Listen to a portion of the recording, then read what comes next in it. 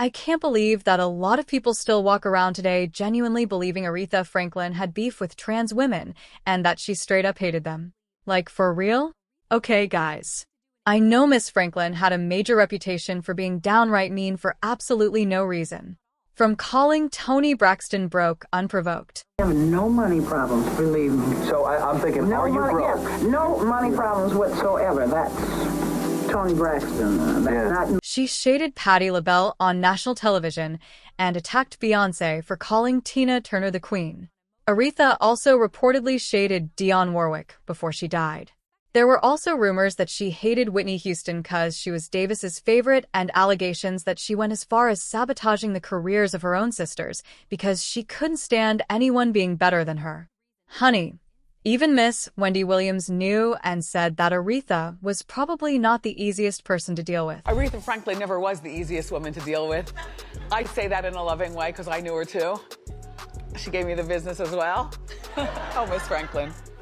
I mean, Wendy gave us decades of coverage on Aretha Franklin's legendary side-eye, the fur coat drops, and all that church girl attitude. And it's true that people have said before that Aretha was extremely nasty and rude to other people for absolutely no reason. So, when allegations started coming up about her hating trans women, let's just say that it wasn't hard for some people to believe the allegations.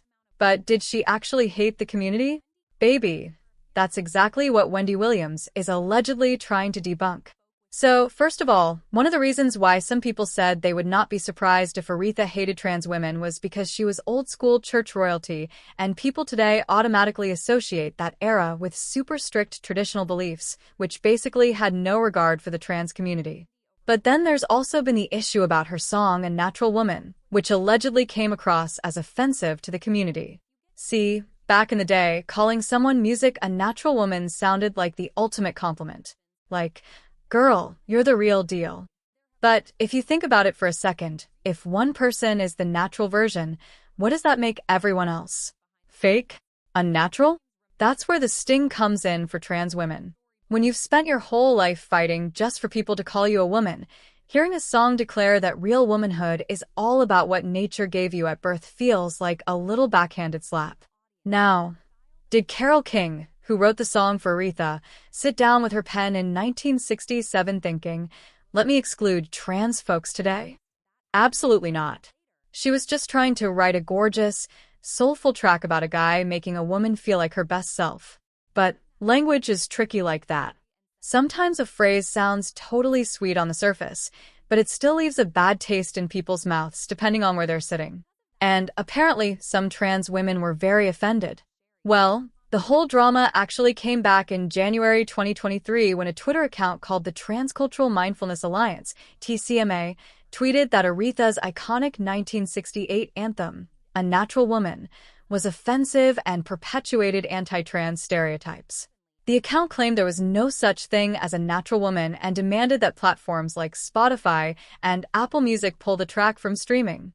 At the time, people across social media began bashing trans activists for allegedly coming after the Queen of Soul music, saying that woke culture was going too far to try to censor a classic hit. According to them, the song was just a romantic track about how a supportive partner makes a woman feel grounded, had nothing to do with gender identity debates or trans politics. Eventually, TCMA admitted in direct messages and on its profile that it was a parody account meant to troll the public and provoke outrage against woke culture.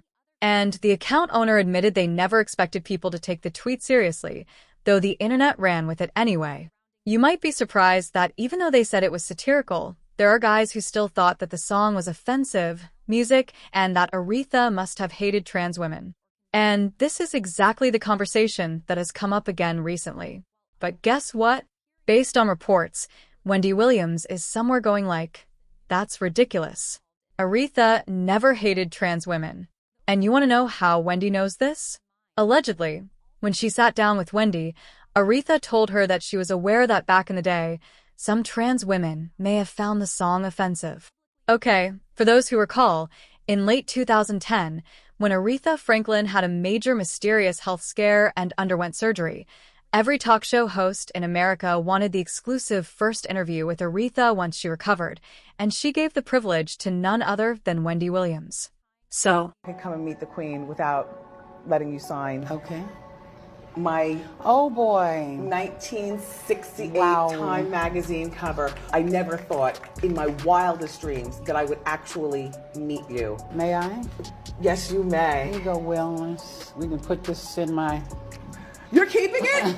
That's mine! Hey! Don't make me fight you, Aretha Franklin. You would get knocked out. What? Miss Franklin? Miss Franklin don't play. after Aretha had her sit down with Wendy, they allegedly talked a lot about other things off camera.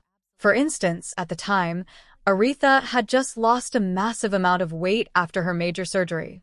And on the air, Wendy was gushing over how skinny Aretha looked. But behind the scenes, Aretha apparently pulled Wendy aside and gave her a stern, motherly warning about the dangers of extreme dieting and how she needed to be careful with her health as a woman in show business. Allegedly, behind the scenes, they also talked about all the trauma Aretha had to endure while she was growing up. See, one of the things that really devastated Aretha growing up was the fact that her parents were having problems in their marriage, mostly because her father, Reverend CL, was a serial cheater. Eventually, her mom, Barbara Siggers, grew tired of the disrespect, ended up becoming pregnant with another man's son, and in 1948, when Aretha was 6, Barbara moved, taking Aretha's half-brother Vaughn with her to New York, but leaving CL and her other kids with him behind.